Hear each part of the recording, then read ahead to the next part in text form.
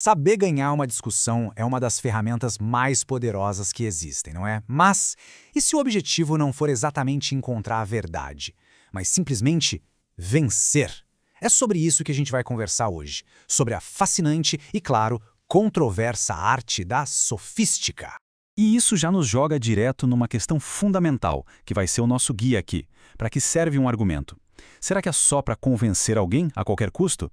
Ou existe um compromisso maior, um compromisso com a verdade? Essa tensão, bem aí no meio, é o coração da sofística. Então vamos lá, o que é exatamente essa tal de sofística? De um jeito bem direto, é a arte de persuadir. O foco aqui não é a verdade objetiva, sabe? Não é o que de fato aconteceu. O foco é a habilidade de fazer com que uma audiência acredite no que está sendo dito. É uma técnica totalmente voltada para o resultado, ganhar o debate. Ponto. Para a gente entender o poder disso na prática, nada melhor do que um bom exemplo. Vamos ver como a sofística consegue pegar um único fato, um só, e construir a partir dele duas narrativas que são completamente opostas. Imagina só essa situação. A gente tem um ponto de partida, um fato simples, indiscutível. Uma pessoa foi vista na cena de um crime no dia em que ele aconteceu. Não tem debate sobre isso, ok? A presença dela ali é um dado concreto. E agora que a mágica ou talvez o perigo da sofística acontece.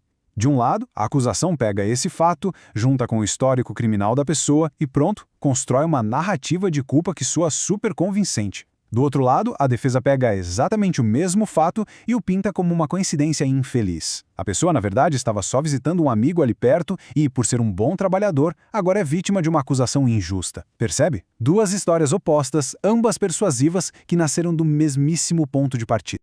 E aqui está a essência da coisa. Para o sofista, a habilidade de defender qualquer um dos lados com a mesma eficácia é a prova de que ele domina a arte. A verdade, o que realmente aconteceu? Bom, isso fica em segundo plano. O que importa de verdade é a força da persuasão.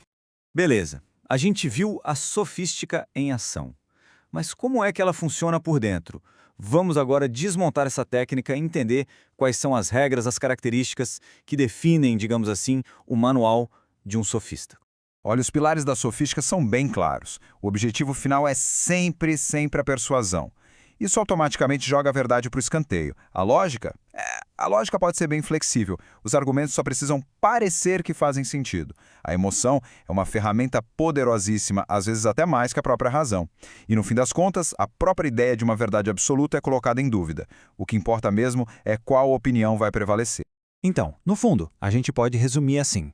A sofística é, na sua essência, pragmática. A pergunta-chave não é o que é verdade, e sim o que funciona para vencer. Ela também é uma técnica, ou seja, é algo que pode ser aprendido, treinado, aperfeiçoado. Não é um dom.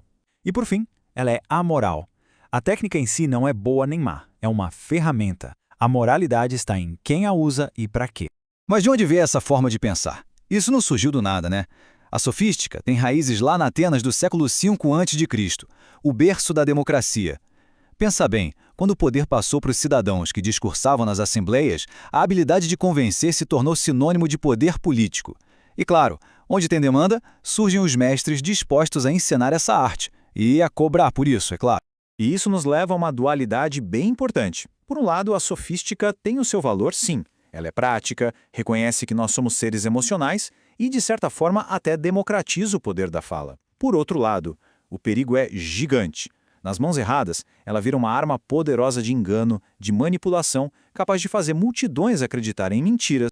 E essa dualidade toda nos joga direto num dilema muito real, muito atual, principalmente numa área em que a argumentação é absolutamente tudo, o mundo do direito. É aqui que está o que a gente pode chamar de problema permanente que a sofística representa. Ela nos coloca numa encruzilhada constante entre dois valores que são fundamentais. De um lado, o ideal de buscar a verdade, do outro, a necessidade prática de persuadir. E vamos ser sinceros, esses dois caminhos nem sempre andam de mãos dadas. Para qualquer profissional da área jurídica, o ponto é este. A argumentação num tribunal, por natureza, tem um componente de sofística. A função de um advogado é persuadir, não tem como fugir disso. Só que essa argumentação não pode ser só sofística. Existe um dever com a verdade, com a ética. Entender onde fica essa fronteira é a chave para usar a persuasão de um jeito justo e tão importante quanto para conseguir identificar quando ela está sendo usada para manipular. E essa discussão toda nos deixa com uma pergunta que vai muito além dos tribunais e chega no nosso dia a dia. Num mundo saturado de discursos, todos tentando nos convencer de alguma coisa o tempo todo, na política, na publicidade, nas redes sociais, como é que a gente consegue diferenciar a persuasão que é legítima da pura manipulação? Onde exatamente a gente traça essa linha?